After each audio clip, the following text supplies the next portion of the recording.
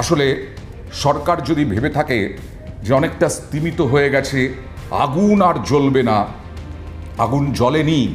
এই প্রথম আগুন জ্বলল জুবিনের জন্য। যে গাড়িটা করে জুবিন গর্গের মৃত্যুতে 5 জন ধৃত, তাদেরকে নিয়ে যাওয়া হলো বাক্সায়, তারপরে আগুন জ্বলল।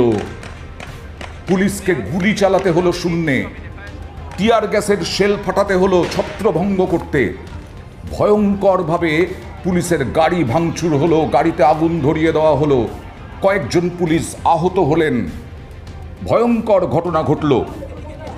এই 5 জনকে যখনই নিয়ে যাওয়া হলো তখন জুবিনের ফ্যান, হাজার হাজার ফ্যান রাস্তায় নামলেন প্রতিবাদে। আবার বলছি, তাদের সন্দেহ যে জুবিনের আসলে এই যে জেল স্থানান্তর, জেল হেফাজতে কেন গুয়াহাটি